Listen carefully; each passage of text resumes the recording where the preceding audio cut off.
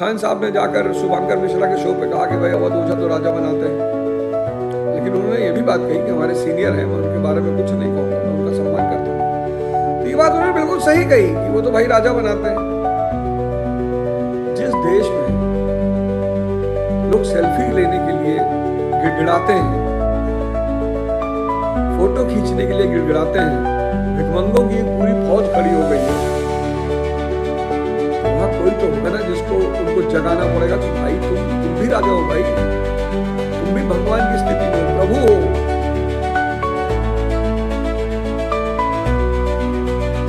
खान साहब ने कोई गलत बात थोड़ी कही, बहुत सही बात है, उनको कहना चाहिए था ये बात, उन्होंने कोई गलत बात नहीं, बड़ी अच्छी बात थी।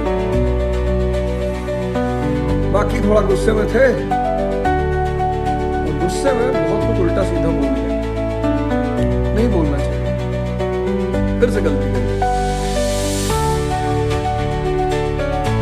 अपने जीवन में आक्रामकता रखना आवश्यक है।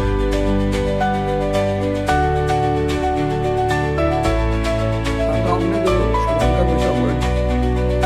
शुभंकर जी को जो उन्होंने इंटरव्यू दिया, वो ठीक है, अपने पक्ष को हर आदमी को रखने का अधिकार है, बिल्कुल हर आदमी को अपना पक्ष रखने का अधिकार है, लेकिन जो बातें वो बोल गए उनको नहीं बोलना चाहिए।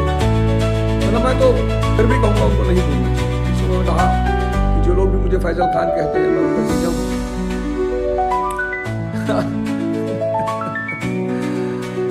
अब ये बात उनके मुंह से अच्छी नहीं लगी, ठीक है, वो गुस्सा हो जाते, क्रोधित हो जाते, जिन लोगों ने भाई उनका विरोध किया उनको वो गुस्सा हो जाते कि भाई ये ठीक नहीं था और मैं देख लूंगा सबको, दौड़ा के मारूंगा मैं। लेकिन ये शब्दावली उनके मुंह से अच्छी नहीं लगी। फिल्म तो लौंडा नाच करता था, कोई बात नहीं, कुछ लोग होते हैं ना जो आपको मनीषवा दोगला है, ये सब उन्हें नहीं कहना चाहिए था, ये सब नहीं कहना चाहिए, गलती कर गए। जिन्होंने भी उनकी स्क्रिप्ट लिखी थी ना, वो उनका दुश्मन है। शुभंकर मिश्रा जी के एपिसोड में जिसने भी खान सर की स्क्रिप्ट लिखी थी वो खान सर का दुश्मन है, ये तो 500% तय हो चुका है। ये सब हमको ऐसे ही से लोगों ने ट्रोल किया, मैंने कभी किसी को नहीं। ठीक है भाई, आप कह दिए यार, अच्छी बात है, आप कह दिए। आपको अपनी बात बड़ी दबंगई से रखनी चाहिए, वो एक अलग बात है। अपनी बात में भारीपन लाना, अपनी दबंगई कायम रखना, वो अलग बात है। और गाली देना, फिर गलती कर गए।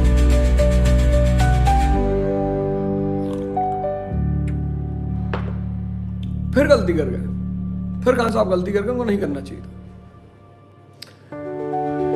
इससे बचना चाहिए था उन्हें। जो भी उनकी स्क्रिप्ट लिख रहा, मैं बार फिर से दोबारा कहूंगा कि जो भी उनकी स्क्रिप्ट लिखा था कि ऐसे कहिएगा, ऐसे कहिएगा, ऐसे कहिएगा, वो गलत कर गया, वो नहीं करना चाहिए। इसलिए लिखा है पढ़ाते कम हो, बेवकूफ ज्यादा बनाते हो, तो तुमको कौन बुला रहा भाई? तुम बेवकूफ हो गए, तुम्हें कौन बनाएगा? कोई है मंदाकिनी जी शायद उन्होंने लिखा है कि आप पढ़ाते कम हो, तो आप बताया करो ना, आप क्यों बेवकूफ बनने आते हो? आप बेवकूफ, आपको कोई बना नहीं रहा, आप हो बेवकूफ। देश को कौन बेवकूफ बनाएगा? जो ठंडा मतलब को बोला कहता है, जो है वो कॉम्प्लाइन बॉय कहता है, जो फेयर एंड हैंडसम क्रीम लगाता है, जहां इतने बड़े बड़े जाहिल हैं, उनको कौन बेवकूफ बनाएगा? डीओ लगाता है, उसके ऊपर परियां गिरती हैं, ये कंट्री ऑलरेडी, इसको कौन बेवकूफ बनाएगा? बताओ, डीओ लगा के परियां गिरा रहा है, कॉम्प्लाइन भी की ताकत ला रहा है, फेयर एंड हैंडसम लगा के गोरा हो रहा है।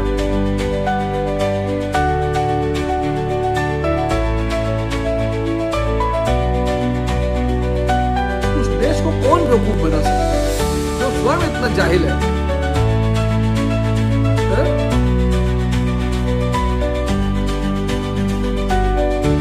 बताओ।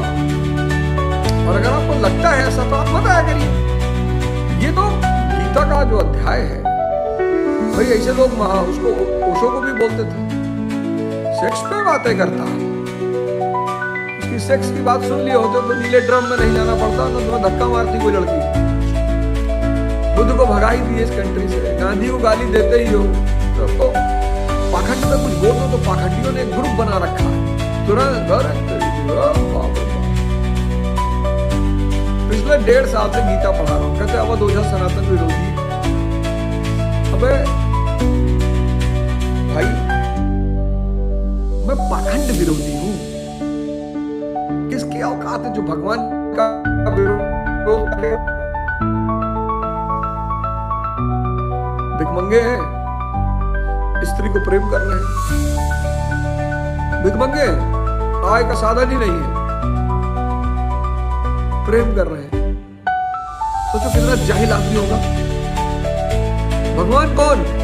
जो दाता है, जो देना जानता है। तो भगवान से अगर ये भी नहीं सीख पाए तो दुनिया देने वालों को भगवान माने, तो देने की क्षमता पैदा हो जाए इसके लिए शक्ति लानी पड़ेगी। कोई सम्मान की भीख मांग रहा है, कोई प्रेम की भीख मांग रहा है, कोई रिश्तों की भीख मांग रहा है। पैसे वाले तो जो पैसा मांग रहे हो तो भिखमंगे है ही है, लेकिन सिर्फ पैसा मांगने वाले भिखमंगे नहीं है। जो सम्मान की भीख मांग रहा है वो भी भिखमंगा है, जो प्रेम की भीख मांग रहा है वो भी भिखमंगा है, जो रिश्ते की भीख मांग रहा है वो भी भिखमंगा है।